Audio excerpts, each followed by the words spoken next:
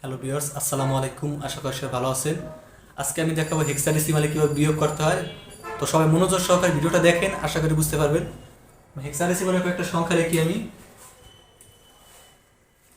লিখলাম দাদা। প্রথমে আমরা দাদা থেকে বাবা বিয়োগ করে দেখি কত হয়। নিচে লিখলাম বাবা,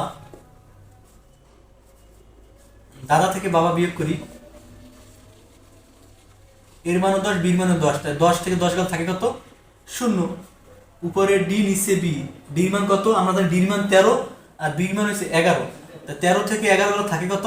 2। উপরে নিচে তাই এ থেকে এ গেলে থাকে কত? 0। ডি হয়েছে 13, নিচে বি হয়েছে 11, তা 13 থেকে 11 গেলে থাকে কত? 2।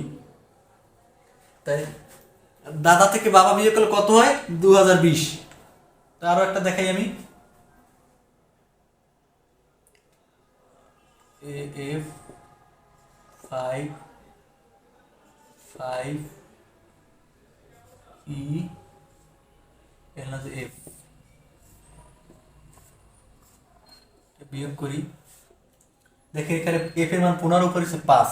তো উপরের সংখ্যাটা ছোট, নিচের 15 হচ্ছে কি বড়। তাই আমরা জানি কি বড় সংখ্যা দিয়ে ছোট সংখ্যারে বিয়োগ করা যাবে না। এই জন্য উপরে 5 এর সাথে 16 যোগ করি। 16 আর 5 কত হয়? 21। 21 থেকে 15 বিয়োগ করলে কত থাকে? 6। তা 16 যোগ করছি কয়বার? একবারে। হাতে আছে 1। ইর মান কত? ইর মান হচ্ছে 14। 14 এর 1 15। উপরে এফ, নিচে এফ এর মান 15 আর নিচে আছে 15। তা 15 থেকে 15 গেল থাকে কত? 0। উপরে 10, নিচে 5। তা 10 থেকে 5 গেল থাকে কত? 5।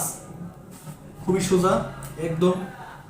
এগুলো ম্যাক্সিমাম আপনাদের এমসিকিউতে আসবে। যেমন একটা লেখা থাকবে যে 300। এটা একটা হেক্সাডেসিমালের সংখ্যা দেওয়া থাকবে, বলবে এর পূর্বের সংখ্যা কত।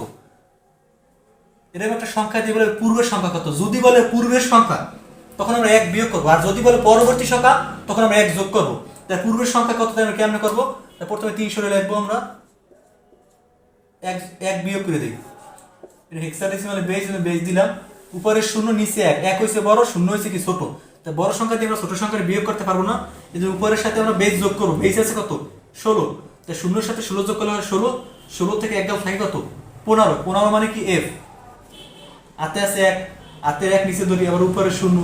0-এর সাথে আবার 16 যোগ করি, কত হয়? 16। 16 থেকে 1 গেল থাকে কত? 15। 15 তে এফ। 16 যোগ উপরে যোগ করছি কয়বার? একবার। হাতে আছে 1, হাতের 1 নিচে ধরি, তাই 3 আছে। 3 থেকে 1 গেল থাকে কত? 2।